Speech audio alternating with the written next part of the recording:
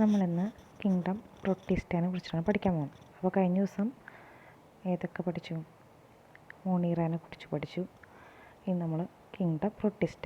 അതിൽ പ്രൊട്ടിസ്റ്റ വിഭാഗത്തിൽ എല്ലാ ഏകോശജീവികളെയും ഉൾപ്പെടുത്തിയിട്ടുണ്ടെങ്കിലും ഈ കിങ്ഡത്തിൻ്റെ അതിർവരമ്പുകൾ വ്യക്തമല്ല. ഒരു ജീവശാസ്ത്രജ്ഞന് പ്രകാശ സംശ്ലേഷണ ശേഷിയുള്ള ഒരു പ്രൊട്ടിസ്റ്റ എന്ന് കരുതിയത് മറ്റൊരാളൊരു സസ്യമാകാം. പാഠപുസ്തകത്തിൽ ക്രസോഫൈറ്റുകൾ, ഡൈനോഫ്ലജല്ലേറ്റുകൾ, യൂഗ്ലിനോയിഡുകൾ, സ്ലൈം മോൾഡുകൾ, പ്രോട്ടോസോവകൾ എന്നിവയെ പ്രൊട്ടിസ്റ്റ കിങ്ഡത്തിൽ ഉൾപ്പെടുത്തിയിരിക്കുന്നു. പ്രൊട്ടിസ്റ്റ അംഗങ്ങൾ പ്രധാനമായും ജലത്തിൽ ജീവിക്കുന്നവയാണ്. അപ്പോൾ സാധാരണ പ്രൊട്ടിസ്റ്റകൾ ജലത്തിലാണ് കാണുക. സസ്യങ്ങൾ, ജന്തുക്കൾ, ഫഞ്ചി എന്നീ കിങ്ഡത്തിൽ ഉൾപ്പെടുന്ന ജീവികളെ ബന്ധിപ്പിക്കുന്ന കണ്ണിയായിട്ട് ഈ കിങ്ഡം നിലനിൽക്കുന്നു.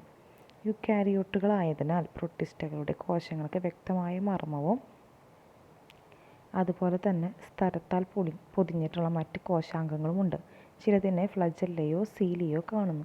പ്രൊട്ടിസ്റ്റകൾ അലൈംഗിക രീതിയിലൂടെയോ കോശ സംയോജനം സിക്താണ്ഡ രൂപത്തിലും ഉൾപ്പെടുന്ന ലൈംഗിക രീതിയിലുമാണ് പ്രത്യുൽപാദനം നടത്തുന്നത്. അപ്പോൾ അലൈംഗിക രീതിയിൽ കോശ സംയോജനം, അതാണ് ഫ്യൂഷൻ എന്ന സിക്താണ്ഡ രൂപീകരണം ഉൾപ്പെടുന്ന ലൈംഗിക രീതി. അതുപോലെ കോശങ്ങൾക്ക് വ്യക്തമായിട്ടുള്ള മർമ്മം, സ്ഥലങ്ങൾ പൊതിഞ്ഞിട്ടുള്ള മറ്റ് കോശാംഗങ്ങളുണ്ട്. ഇനി നമുക്ക് അതിൽ തന്നെ അല്ലെങ്കിൽ ക്രൈസോഫൈറ്റുകൾ എന്താണെന്ന് നോക്കാം. ക്രൈസോഫൈറ്റുകളിൽ ഡയാറ്റമുകളും സുവർണ അലകുകളും ഗോൾഡൻ ആൽഗേറ്റാ, അതിനെ പറയുന്ന വേറൊരു പേരാണ് ഡെസ്മിഡുകൾ. ഈ വിഭാഗത്തിൽ ഉൾപ്പെടുന്നു. ഇവ ശുദ്ധജലത്തിലും സമുദ്രജലത്തിലും കാണപ്പെടുന്നു. സൂക്ഷ്മജീവികളായ ഇവ ജലതരംഗങ്ങളോടൊപ്പം നിഷ്ക്രിയമായി നീങ്ങുന്ന പ്ലവകങ്ങളാണ്. പ്ലാങ്ക്ടൺസ് അല്ലെങ്കിൽ പ്ലവകങ്ങളാണ്. സൂപ്പ് പെട്ടിയും അടപ്പും തമ്മിൽ ചേർന്നിരിക്കുന്നത് പോലെ ഒന്നിനു മുകളിൽ ഒന്നായി കാണുന്ന രണ്ട് നേർത്ത തോടുകൾ ചേർന്നാണ് ഡയാറ്റമുകളുടെ കോശഭിത്തി. സിലിക്ക നിർമ്മിതമായതിനാൽ കോശഭിത്തി നശിക്കാത്തവയാണ്.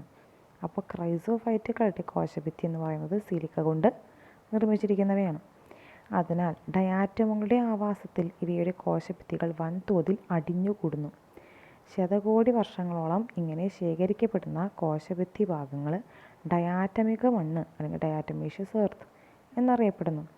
തരികൾ ഉള്ളതിനാൽ ഈ മണ്ണ് പോളിഷ് ചെയ്യുന്നതിനും എണ്ണ, സിറപ്പ് തുടങ്ങിയ ശുദ്ധീകരിക്കുന്നതിനും ഉപയോഗിക്കുന്നു.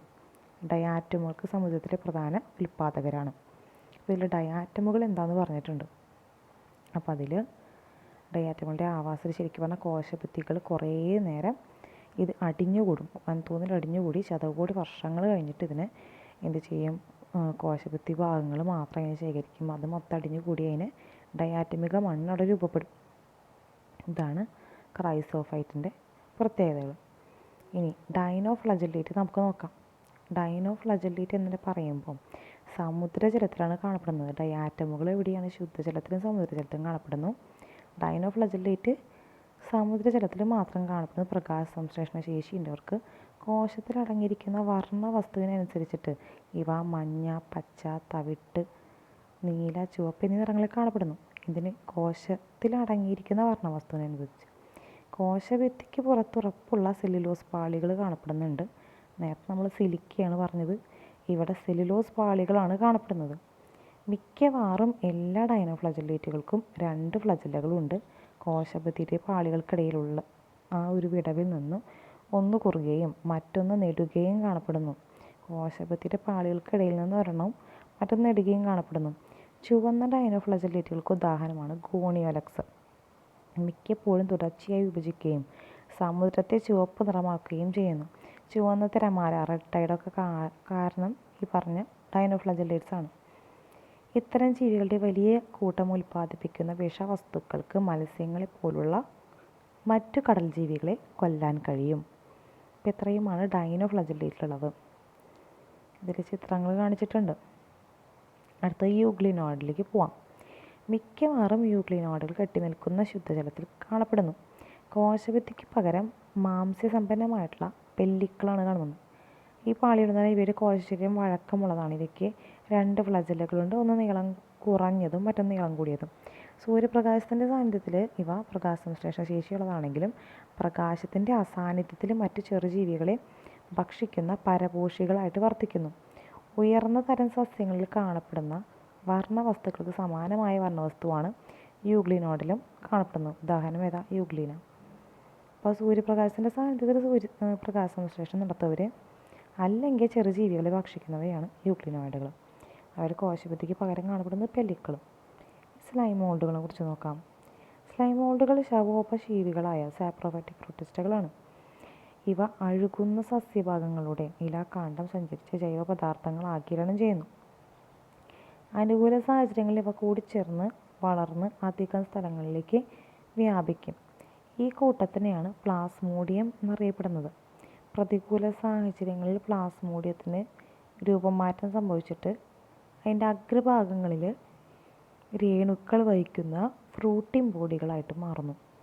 അപ്പോൾ എന്താ പറഞ്ഞാൽ, ഈ പ്ലാസ്മോഡിയം പ്രതികൂല സാഹചര്യം ആകുമ്പോൾ അതിൻ്റെ രൂപങ്ങളൊക്കെ മാറി അതിൻ്റെ അറ്റത്ത് അഗ്രഭാഗത്ത് രേണുക്കൾ വഹിക്കുന്നിട്ടുള്ള ഫ്രൂട്ടിംഗ് ബോഡികളായിട്ട് മാറുന്നു. രേണുക്കൾക്ക് യഥാർത്ഥ കോശഭിത്തി കാണപ്പെടുന്നു. അപ്പോൾ പ്രതികൂല സാഹചര്യങ്ങളെ അതിജീവിക്കാൻ കഴിവുള്ളവയും അനേകം വർഷം നിലനിൽക്കുന്നവയുമാണ്. രേണുക്കളുടെ വിതരണം കാറ്റിലൂടെ നടക്കുന്നു. അടുത്തത് പ്രോട്ടോസോവകളെ കുറിച്ച് നമുക്ക് നോക്കാം. പ്രോട്ടോസോവകളൊക്കെ പരപോഷികളാണ്. ഇരപിടിയന്മാരോ പരാദങ്ങളോ ആയി ജീവിക്കുന്നു. ഇവ ജന്തുക്കളുടെ പൂർവ്വബന്ധുക്കളായിട്ടാണ് വിശ്വസിക്കപ്പെടുന്നത്. പ്രധാനമായും 4 വിഭാഗം പ്രോട്ടോസോവകളുണ്ട്. അതാണ് അമീബോയിഡ് പ്രോട്ടോസോവ. ഇവ ശുദ്ധജലം, സമുദ്രജലം, ഈർപ്പമുള്ള മണ്ണ് എന്നിവയിൽ ജീവിക്കുന്നു. ചലിക്കുന്നതും ഇരപിടിക്കുന്നതും ആയിട്ടുള്ളവരുടെ കപടപാദങ്ങൾ ഉപയോഗിക്കുന്നു. ഉദാഹരണം അമീബ. സമുദ്രജലത്തിൽ കാണുന്നവയ്ക്ക് സിലിക്ക നിർമ്മിതമായിട്ടുള്ള പുറന്തോടുണ്ട്. എൻഡമീബ പോലുള്ള ചില ജീവികൾ പരാദങ്ങളാണ്. അമീബോയിഡ് പ്രോട്ടോസോവകൾ. അടുത്തത് ഫ്ലജല്ലേറ്റഡ് പ്രോട്ടോസോവകൾ എന്ന് പറയുമ്പോൾ സ്വതന്ത്രമായി ജീവിക്കുന്നവയോ പരാദങ്ങളോ ഈ വിഭാഗത്തിൽപ്പെട്ട ജീവികൾ. ഇവയ്ക്ക് ഫ്ലജല്ല ഉണ്ട്. സ്ലീപ്പിംഗ് സിക്നസ് പോലുള്ള അസുഖങ്ങൾക്ക് കാരണം പരാദങ്ങളായ ചില ഫ്ലജല്ലേറ്റഡ് പ്രോട്ടോസോവകളാണ്. ഇവയെ ട്രിപ്പനോസോമ എന്നാണ് പറയുന്നത്. ഇനി സീലിയേറ്റഡ് പ്രോട്ടോസോവ നോക്കും. ആയിരക്കണക്കിന് സീലിയകളുടെ സഹായത്താൽ സജീവമായി ചലിക്കാൻ കഴിയുന്ന ജലജീവികളാണിവ. അതിൽ കോശോപരിതലത്തിൽ നിന്ന് പുറത്തേക്ക് തുറക്കുന്ന ഒരു അറ, അതിന് ഗള്ളറ്റ് എന്നാണ് പറയുക, ഇവയുടെ കോശത്തിലുണ്ട്. എവിടെന്നാ? കോശത്തിൻ്റെ ഉപരിതലത്തിൽ പുറത്തേക്ക് തുറക്കുന്ന അറ എന്നാണ് ഗള്ളറ്റാണ്. സീലിയ നിരകളുടെ ഏകോപന ചലനവും വെള്ളത്തോടൊപ്പമുള്ള ഭക്ഷണത്തെ ഗള്ളറ്റിനുള്ളിലേക്ക് കടത്തിവിടുന്നു. ഉദാഹരണം പാരമീസിയം. ചിത്രം 2.4 കൊടുത്തിട്ടുണ്ട്. ഇനി സ്പോറോസോവ നമുക്ക് നോക്കാം. രോഗം പരത്താൻ കഴിവുള്ള രേണുക്കൾക്കുള്ള സ്പോർ ലൈക്ക് ആയിട്ടുള്ളൊരു ഘട്ടം ജീവിതചക്രത്തിലുള്ള വ്യത്യസ്ത തരം ജീവികൾ ഇതിൽ പെടുന്നു. ഒരു കാലത്ത് മനുഷ്യഗണത്തെ പരുങ്ങലിലാക്കും വിധം പടർന്നു പിടിച്ച മലമ്പനി എന്ന മാരക രോഗത്തിന് കാരണമായ പ്ലാസ്മോഡിയമാണ് ഇതിൽ സ്പോറോസോവകളിൽ പെടുന്നവയാണ്. അപ്പോൾ നമ്മൾ പ്രൊട്ടിസ്റ്റ എന്ന് പറഞ്ഞ ഭാഗം കഴിഞ്ഞു. ഇനി അടുത്ത ക്ലാസ്സിൽ നമുക്ക് ഫംഗസ് നോക്കാം. Thank you.